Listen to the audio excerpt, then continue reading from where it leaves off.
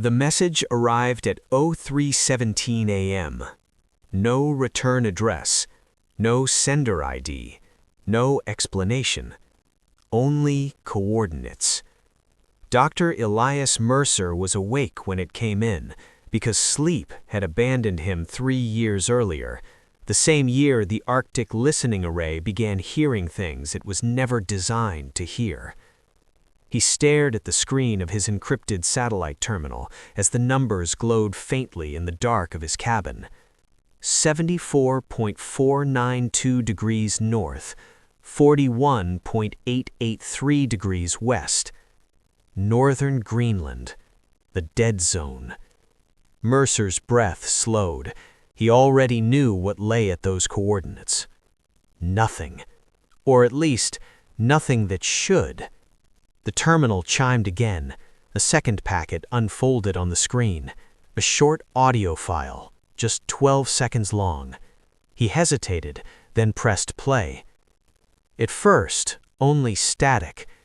Then, the sound emerged. Low, metallic, rhythmic. Not wind, not ice, not machinery. A pulse, a signal. And beneath it, something else. A voice. Not speaking, not human, not anything that should exist in open air. Mercer's hands began to shake. He killed the audio, but the echo of the sound stayed in his head like a pressure behind the eyes. The coordinates matched a location his team had decommissioned years earlier, Station Helios, a listening post buried under 40 meters of ice, officially collapsed and abandoned after a structural failure. That was the story the world was given. The real story was different. Helios had gone silent after recording an anomaly so severe that every scientist who reviewed the data either resigned, vanished into classified programs, or died within 18 months. Mercer was the last one left. He pulled on his coat and stepped outside. The polar night stretched endlessly around him, the stars frozen and sharp above the snow-crusted mountains. His research vessel, the Borealis, rested in the black water below, humming softly. Another transmission appeared. This time, text. "You asked what was down there. We found it. It is awake." Mercer's stomach dropped. The Borealis had no crew assigned to that region. No research vessels were scheduled anywhere near Helios. No one should have been able to send this.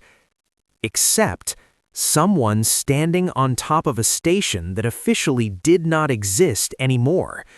And whatever they had found, whatever was sending that signal, had waited 3 years for him to come back. Mercer closed the terminal, already knowing the truth. The ice had not buried Helios. It had been containing it, and now something beneath the world was calling his name. The Borealis broke through the ice fog at dawn. What little daylight existed in this part of the world smeared itself weakly across the horizon, painting the glaciers in pale blue and bruised violet. The sea was unnaturally calm, as if even the wind was holding its breath. Dr. Elias Mercer stood on the bridge, eyes locked on the navigation display. 74.492 degrees north, 41.883 degrees west. They were less than 10 nautical miles from Helios. Captain Rourke came up beside him. She was a hard woman carved by salt and cold, her face lined by 30 years of polar runs. She glanced at the chart, then at Mercer. "There's nothing there," she said. "Not on any civilian map. No rock formation, no shelf, no station. Just empty ocean and ice." Mercer nodded. "That's the point." Below them, the science team gathered in an uneasy silence. Dr. Hanna Kovac, acoustic physicist, who had once described Helios's recordings as listening to the ocean dream. Malik Okoye, geologist and former deep-sea rescue diver. Professor Leela Chen, cryptolinguist, recruited after Helios picked up patterns that behaved too much like language. None of them had been told the full story. Not yet. The sonar tech interrupted. "Captain, I'm getting structure returns." The bridge went still. Rourke leaned forward. What kind of structure? The tech swallowed. Artificial. Rectangular.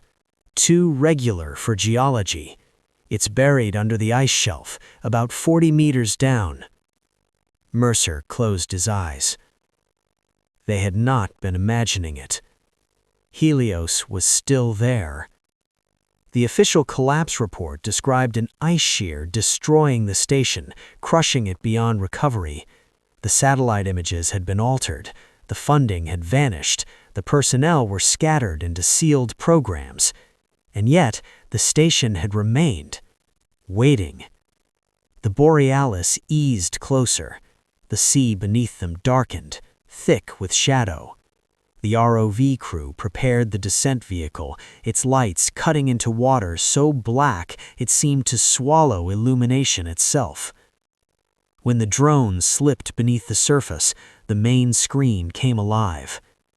Ice, dark water, then steel, a wall, then another, the unmistakable geometry of human construction. Station Helios emerged from the black like a skeleton in a grave, its antenna twisted, its upper dome cracked, but its main structure intact, crouched beneath the ice like something hiding. Kovacs whispered, "My God, they said it was destroyed." Mercer's voice was tight. "They lied." The drone drifted lower. Something moved. Not debris, not ice. A shadow slid across the station's hull, too smooth, too deliberate. Okoye stiffened. "Tell me you saw that." "I saw it," Chen said quietly. The drone's camera followed the movement. The shadow vanished beneath the station's foundation into the deep trench that had never appeared on any survey map. Mercer felt the familiar pressure build behind his eyes. Helios was built to listen for seismic activity. Instead, it had found something listening back. And now, after 3 years of silence, it had answered.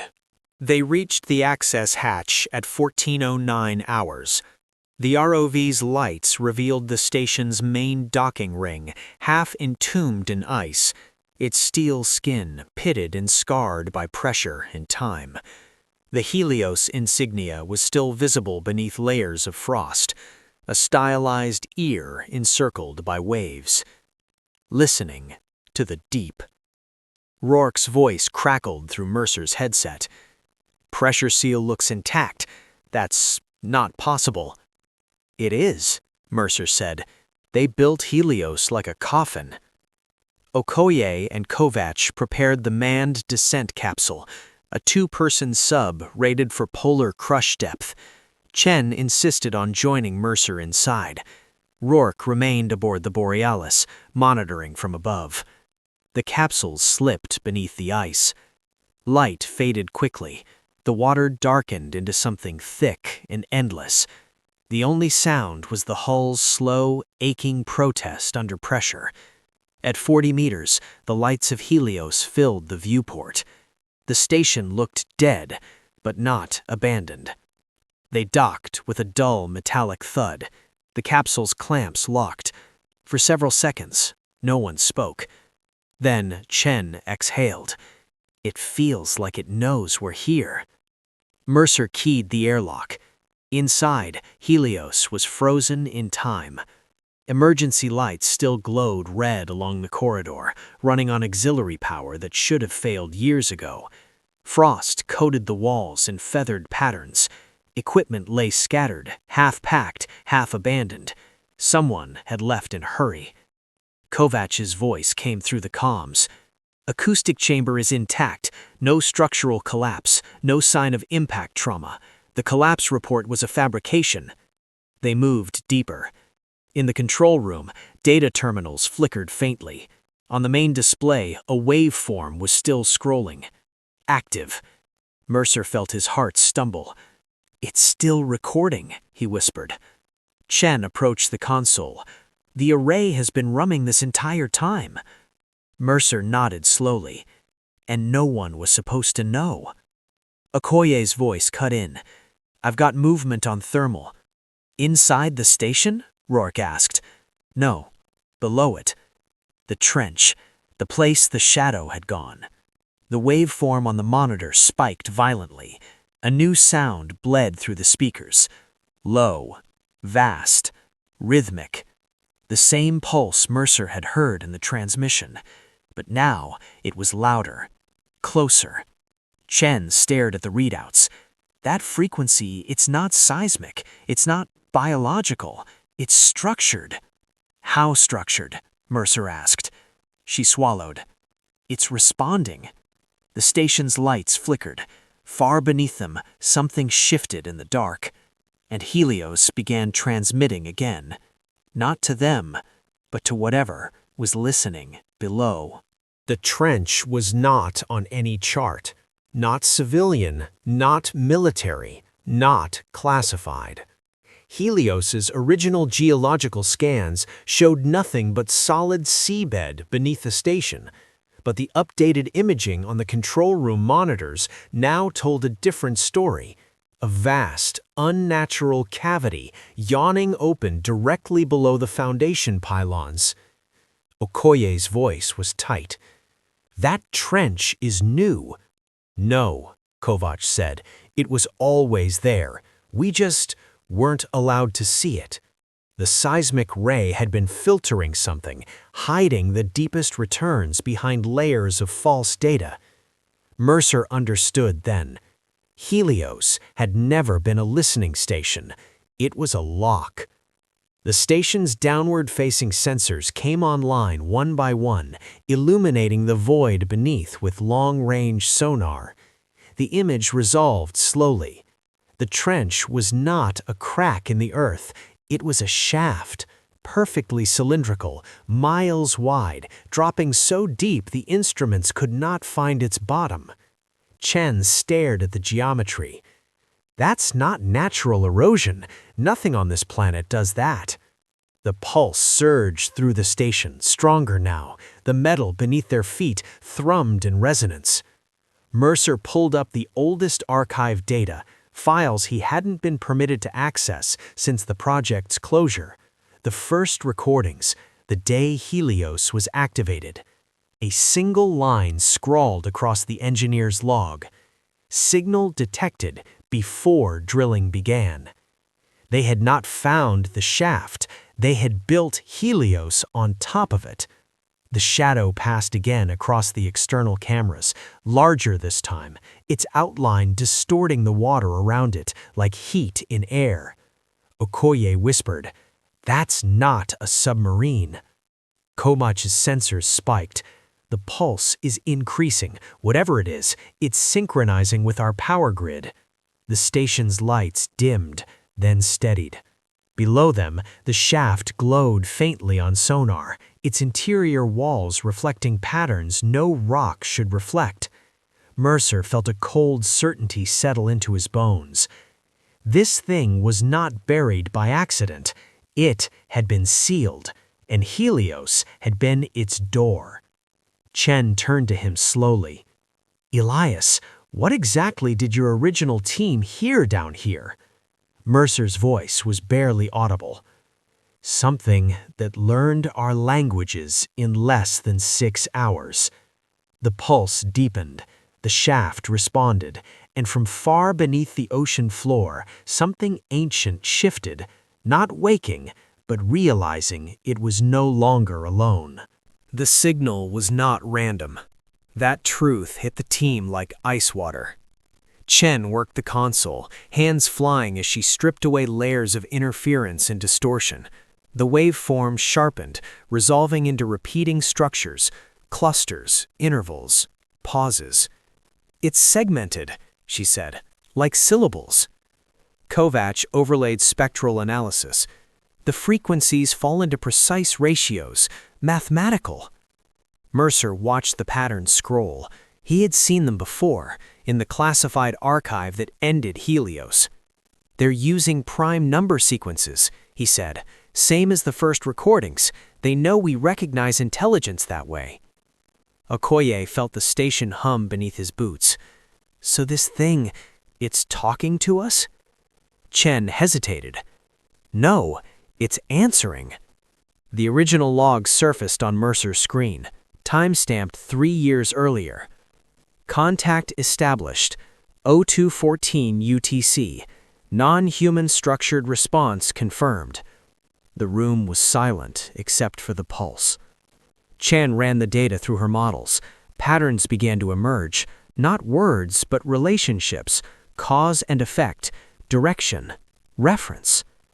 "It's mapping concepts," she whispered, "like building a dictionary from the inside out." Mercer felt something twist in his chest. "It's been studying us, using Helios as a translator." The pulse shifted. A new pattern formed. Chen's breath caught. "It just changed its structure." "To what?" Rourke asked over comms. Chen looked at Mercer. "To match our own signal architecture."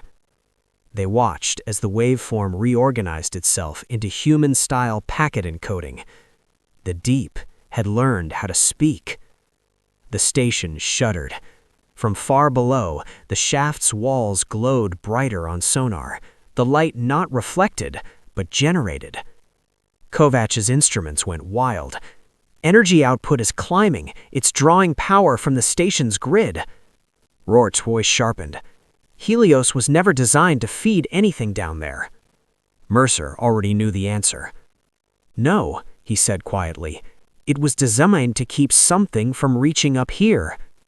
The pulse surged again, and for the first time, the signal carried something unmistakable. Emotion. Not human, but intentional. Chen's face drained of color. "It's not just communicating. It's asking." "What?" demanded Okoye. Chen swallowed. "Why we left." No one answered at first. The station hummed, the deep pulse steady and patient, as if whatever lay beneath Helios understood the concept of waiting. Chen finally broke the silence. "It's repeating the query." On her screen, the translated structures looped.